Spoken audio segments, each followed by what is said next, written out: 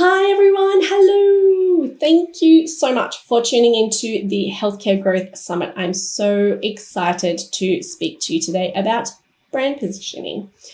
So in the world of brand positioning, which is finding out where you sit in an overcrowded healthcare market, a lot of businesses like to reach for being the best, right? Because if you're the best at what you do, if you have clinical excellence, you have the best team, the most experience, the best clinic environment, clients should be knocking down your door, right? Not necessarily. I'm going to show you how to cut through a saturated market in a much easier and more effective way. At the bottom of this video, you'll see a link to a PDF. It's an interactive PDF, so you can open it in Acrobat, edit, type into it, save it down for your own reference. So take a minute to download that now.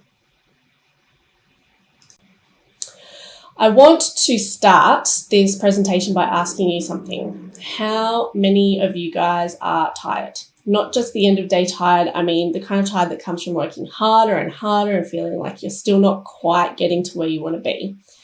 You are, well, I'm sure you are, brilliant at what you do. You've studied hard, you've built up your experience, you clinically know exactly what you're doing in your healthcare business, but somewhere along the way, growing your practice started to feel a little bit murky. You're not sure where your referrals are coming from, but you just know that they're coming.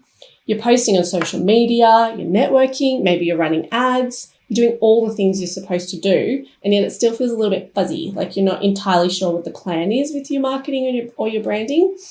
So here's what I've learned with working with a lot of allied professionals over the years.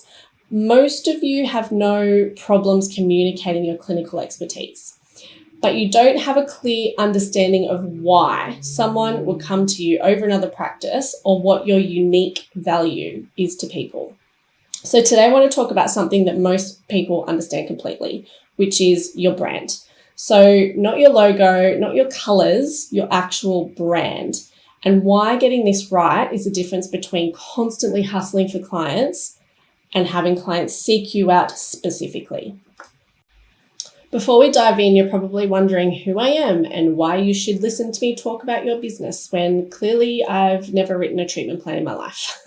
I am Claire. I run Ignitely, a branding and design studio specifically for healthcare brands and for people first brands.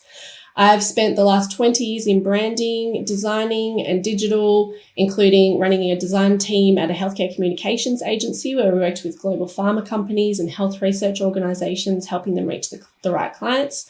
And I've been running Ignitely for the last 5 years now, helping allied health businesses. So I'm not a clinician. I don't understand the nightmare that's NDIS paperwork. I definitely couldn't tell you how to be a better clinician, but I have been on the other side of healthcare as well as adjacent to it at work. So as a patient navigating the system with my asthmatic son, participating in clinical trials, and parenting another neurodivergent child, as well as being a neurodivergent parent. So sitting in waiting rooms, wondering why I chose this clinic over another when they all seem to offer the same thing, looking at websites that told me nothing about whether this psychologist would actually understand what I was dealing with, trying to explain to friends why I drive 20 minutes past 3 other practices to see the physio that I love. So I've spent 2 decades watching brilliant practitioners struggle to communicate what makes them different. Not because they're not different, but because they've never been taught how to articulate it. So while I can't help your clients with their outcomes, I can help you build a brand that actually reflects the quality of care you provide. After 20 years of doing this, I can tell you that the challenges you're facing, attracting the right clients, hiring people who live through your values, growing your business to suit your lifestyle without burning out, they're not unique. We're all going through the same thing, and I'm here to offer you a bit of relief, but by sharing with you what I know about building a brand that actually works.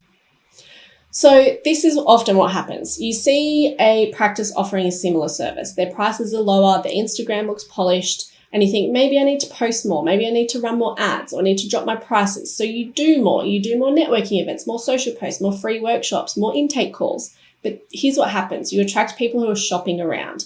They ask about your fees before they ask about your approach. And when all these practitioners seem pretty similar, they've gone to the one with the lower prices or the one closest to home. Even more out of your control, they've been referred to your competitor who's bigger, more established, and more famous. This isn't happening because you're not good enough. It's happening because when people can't tell the difference between you and a practice down the street, price and experience becomes the only thing they can compare. So you'll end up competing on something that you'll never win at, because there will always be someone who has been around longer than you, is better known than you, or who charges less than you. Let's talk a little bit about brand trust. Brand trust has always been paramount to the success of a business, but over the last few years, things are really coming to a head in the market with the rise of AI and increasing dupes, and the fact that anyone can start a brand with little to no technical skills. There is a trust deficit, which means branding is more crucial than ever before. Most people think brand is visual identity, your logo, your colors, your fonts. That stuff matters, but it's not your brand. That's your visual identity. It's important, but it's just the surface. Your brand is what people think and feel when they hear your name. It's the reputation you build. It's why someone chooses you over another provider, even when you cost more. It's what makes a parent drive past 3 other speech pathologists to bring their child to you. Now, I'm not a Jeff Bezos fan, but he did say this thing one time that's actually spot on. Your brand is what people say about you when you're not in the room. So let me give you an example. Think about Panadol versus generic paracetamol. Chemically, they're identical. Same active ingredients, same dose, same effect, but Panadol costs many times more, and people still buy it. Why? Because they know it and they trust it. Maybe you and I are wise to the brand tactics, but picture the mum standing in the late night pharmacy at 10 p.m. with a sick kid. She reaches for the one she knows, the one her mum used, the one that feels safer. When she's desperate and doesn't have time or capacity to think too hard, she'll rely on trust, an emotion that draws people to known brands. In fact, when it comes to decision making, based on brand trust, people make decisions emotionally, 70% on feeling rather than logic. When they can't see a clear, trustworthy brand, they won't book. The risk just feels too high, especially in healthcare. So that's the power of brand. So when you're clearly differentiated, people will pay more, they will drive further, they will wait longer because they trust that you are the right choice for them specifically. And here's something interesting. When most healthcare businesses come to me, they cite referrals and word of mouth as their number one way to get new clients. And I always ask them, but why do you think that works? Where do you think the referrals are coming from? Now that we've got a good understanding of importance and brand, let's talk about how to build it. Your brand is the mechanism that builds that trust. When every touch point, so your website, your emails, your intake forms, consistently reinforces who you are and what you stand for, that trust compounds over time. So think of your brand as a chain. Each touch point is a link. Every time someone encounters you and thinks, yeah, this feels right, that link is strong. But when there's inconsistency, when your website says one thing, your intake form says another, or they look completely different, or they're not exhibiting your brand values, that link breaks. And when the chain breaks, so does trust. The good news is most of you have incredibly strong links in your actual practice. So your approach is solid, your team is aligned, your outcomes are excellent. Clinically, no problems there. Where the chain typically breaks is in your brand presence. So something as small as post-care or offboarding patients can be a crucial link in the chain and is often neglected. So that's where we're going to focus today, on making sure every touch point, no matter how small and seemingly insignificant, clearly communicates what makes you different. Because when you are clearly differentiated and every link in your chain is strong, something amazing happens. You stop competing on price, on proximity, who is the most established. People choose you specifically because you are specifically for them. They refer others.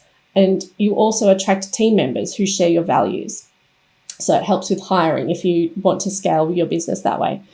So how do we figure out what differentiates us from the rest? So if I were to ask you what makes you different to your competitors, I have a feeling some of you might be thinking along the lines of, we're experienced. We have a holistic approach. We're the best at what we do. But here's the problem. Everyone says they're the best. Every website says experienced, evidence-based, client-centered, holistic. They're not differentiators. They're the minimum requirement to even be in the game. And if you stand for everyone, you stand for no one. This is what happens when we all try to be the best at something generic. The brands that win are the ones that are the most famous, otherwise known as the most established. The one with the best contacts, so the one with the best referral networks, and the ones with the most money. So they tend to be the bigger organizations with lots of staff, lots of resources. They can pump money into SEO ads, all of that sort of thing, which sucks because these brands aren't necessarily the best. Some of them are, but they're not necessarily the best. You can be the absolute best healthcare provider in your area, but it doesn't matter because your competitors are famous. They're very established. They've been around for many years. They have huge referral partners, backhand deals potentially, or the ability to spend big money on ads to be placed in front of the right eyeballs. So how are the small but mighty businesses supposed to compare with this? You could try and join this race, and many do. Some may succeed, but a lot fail. So you could try and pump more money into being loud, but that's going to have to come from somewhere. You're going to have to pass all of that on to your clients. So when you fall for the trap of trying to be the best, you start falling into the pile with the rest of them. And you can't win that race. It's saturated, it's expensive, it's stressful. I've seen many businesses go down this path and fail. So what do you do instead? Now, you've all heard, well, I hope you've heard, the golden rule of a successful business. If you have a supply of something and the demand is higher than the supply, then you are guaranteed to have a successful business model. In fact, even if the supply of what you're offering is so unique, so special, the demand will increase.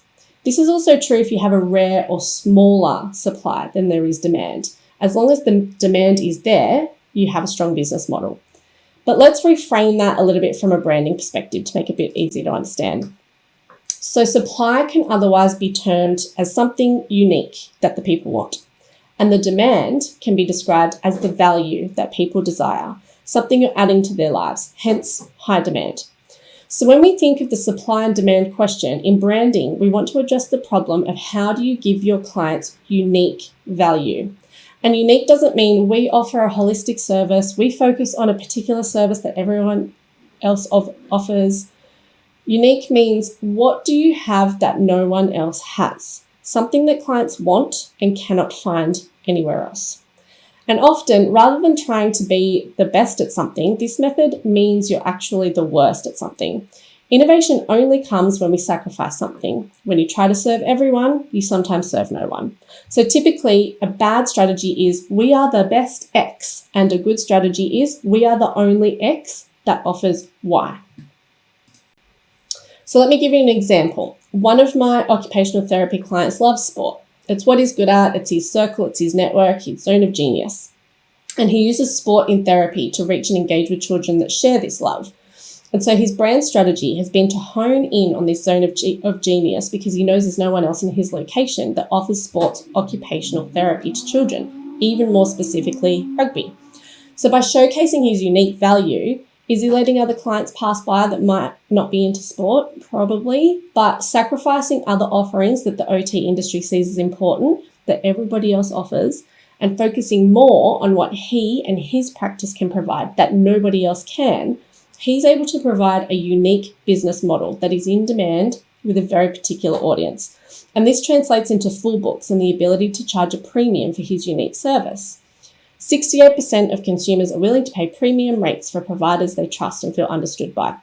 So when people feel you're specifically right for them, they don't shop around, they choose you. Price becomes far less relevant. And I understand that some industries in healthcare are subject to standardized pricing. So price isn't necessarily something that you can kind of, go up or down with. But when people feel that they are understood by you, they will drive further. They will go past several other clinics in order to get to you. They will wait longer. So if you have a wait list, they're more likely to wait specifically for you and your tailored service than another OT company who are potentially offering something similar but not 100% right for you. So how do you figure out your unique value? There is a framework I like to use to help figure this out, so you can use this too. It has 4 parts. We are the only, to let go of, which enables us to, so we can offer them. Let me show you how this works with real examples. So in Jake's OT example, they can say, we are the only sports pediatric OT in our area, to let go of other occupational therapy services, which enables us to engage with children in a way that we both love, so that we can offer them improved quality of life. So once you have this, everything becomes easier. Suddenly, rather than targeting pediatric OT services in general or trying to cover all forms of therapies in their service list, this client has a differentiator or a unique value. And with this comes targeted keywords for SEO, a brand that resonates with a particular audience in terms of tone and voice and visuals. Also, when your ads company asks you who you are targeting, you have much more clarity over specifically who you're targeting. The ability to connect with a particular child who loves sport and needs therapies and engage with them and actually make a difference. So what it won't do, it won't get lost in a noise and saturated market when you have a differentiator. It won't get muddled up with other clinics that are also making the mistake of not differentiating. And you can still offer other services. You don't have to just offer sports OT. You can offer different things. But by having a differentiator that makes your brand stand out, it means you can grow enough to start branching out into targeting other areas later. So you focus on your target market, and then potentially these people might need non-sports OT, and you cross-pollinate from there. So when you're doing this, you're sacrificing something. You're choosing to be the worst at something so that you can be the only one offering what you offer. That is the key to differentiation. So I hear this all the time that, Claire, I don't have anything unique. I am essentially doing what other people are doing. I'm just trying to do it better, or I'm trying to, focus on a location, but I don't have anything unique. I don't have a particular service that I'm offering that is unique. But differentiation or unique value doesn't need to be a specific service. It can be a vibe, it can be a feeling, it can be a different approach. It just has to be innovative. So it could be the way that you work with your clients. It could be your approach or your methodology, maybe something that no one else is using. Maybe your personality is your differentiation. So for example, my best friend is a physio and she's a great physio, but she's also incredibly great at telling stories. The type of stories that you go home to your family and friends and you retell them because they're just they're amazing. She's so engaging that you don't even notice she's basically tenderizing your ITB while recounting one of her travel tales. That's how she gets you. And I know for a fact that a lot of her patients choose her because they look forward to the conversations that they have with her. So that's her unique value, the storytelling physio, distracting you from painful massage. So it's not necessarily a particular service offering. It's just something that she does in a unique way.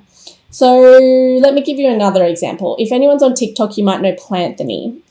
So he works at I think he's the social media person for a plant store in Seattle. So his plants may be great or they may not be, we don't know, but Planthony has decided that his differentiator is comedy and topical political humor, as well as being the only gay plant store in Seattle. They have t-shirts and everything, so very niche. He uses his dry and quirky humor as unique value, so something that plant lovers will drive extra for, whether or not his products are better than the others. He offers a unique value. So he stands out in a sea of plant store owners in the area just with something as simple as humor. Sure, he'll probably lose a couple of customers who don't resonate with his personality, mostly Republicans, but his store is full of like-minded people because he learnt his unique value offerings and his particular customers feel seen. Are you looking for a green land to invade? Well, look no further. Overthrow a South American government? How about you overthrow your shoes on and walk your happy ass down to the gay plant store? Wow, there's just so much to look at and see with your eyes, and maybe that'll turn the thoughts off for a couple seconds. Hey, you know what's orange and looks better laying in the dirt? This orange spider plant. Look at that. Isn't this beautiful? Come get one. I know it's soil, not dirt, so what's orange and soiled itself? The president. Oh my goodness, look at this tiny little planted tank. Life never should have evolved out of the ocean. What about a peace lily? Because we need peace right now. I really hope no one does to us what we did to other countries. Please don't come take our leaders. So come on down to the Gay Plant Store on Capitol Hill in Seattle. We're riding a train with no brakes, but we can at least enjoy the ride. Choo-choo! So Planthony has done this obviously in healthcare, we can't all go down this, controversial political road, but he's found something that he can resonate with his customers on a political, social, but also he's going to attract the type of people that he resonates with and they resonate with him, rather than just sort of saying we are a plant store, we have the best plants, and focusing on the product and the services. So it's not a particular service area. He's found what people love about him and his approach, and what his mission and his values are, and he's really going to town with that in his marketing strategy and his brand persona. So this is exactly how you differentiate yourself. So how do you go about discovering your unique value? And you can ask you can ask yourself these questions, and these are the first questions that any marketer, brand designer, web developer would ask you. So what is it about my approach that clients love? Why do people keep coming back to me? Is it my demeanor? Is it their results or their outcomes? What do I love that I bring into my job? So food, stories, fun attire, maybe you like wearing wigs, a left of field approach, who knows? What would my favorite clients say about me, or which animal would they liken me to, or my practice to?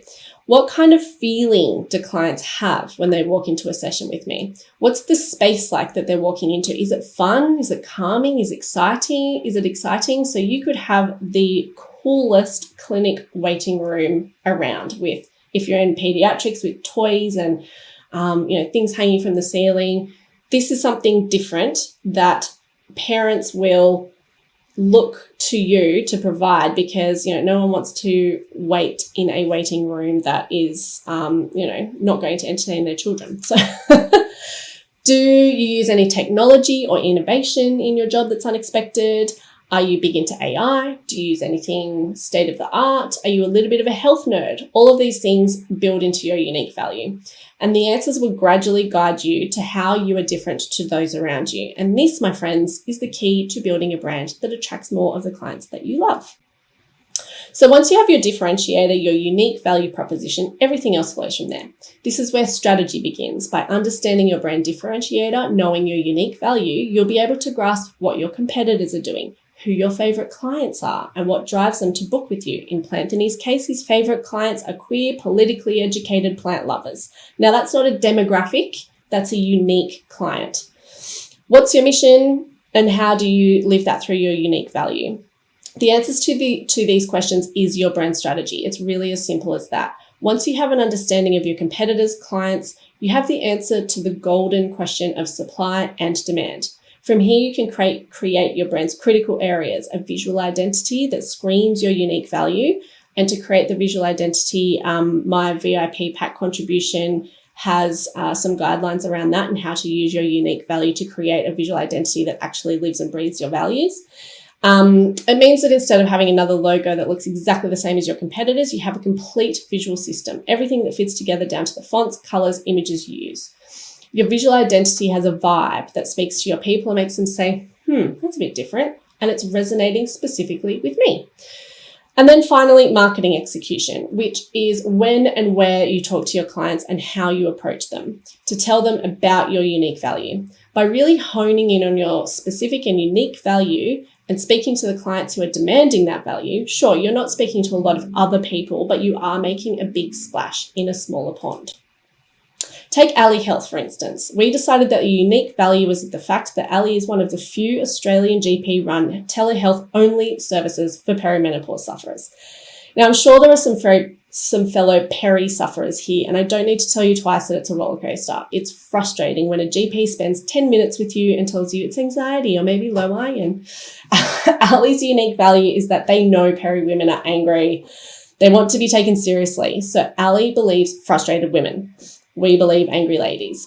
Now, by honing right in on what her unique value was and really understanding who her specific clients are, we created a brand identity and a patient journey that is completely different from her competitors. Right from the get-go, Ali's GPs spend at least an hour on their consults. They reiterate in their tone of voice and visuals that we know you're frustrated. We believe you. You know your body. We won't gaslight you. We want to stand out from the fluffy feminine fonts, the pinks and purples and calming metaphors, because Ali is different. They know that women are sick of being fobbed off. They want real answers, a bold, a confident and supportive service that actually believes women, and a bold brand that showcases that. So everything down to the logo, where all the letters, like women, are different from each other, to the colours, which are bold and confident, supports the unique value that Ali brings. And the tone of voice should follow your unique value too. So rather than cold, polished language, you're speaking directly to your users in a tone that they understand. So maybe in your clinic's case, they'd appreciate a bit more humour, or to keep things in layman's terms, or perhaps they value deep informational dives. All of this will be determined by your brand differentiator and strategy. By having a brand differentiation that plugs into your marketing strategy, you'll know exactly where your clients are hanging out and how to talk to them. When your unique value is clear, your brand strategy, visual identity, and marketing objectives become clear. So here's another example, not my client, but a great example of finding unique value at the sacrifice of other services. The prehab guys have honed in on the unique value of offering preventative prehabilitation, preventing injuries before they happen. They rejected the traditional wait until you're injured model and built their brand around proactive injury prevention for athletes.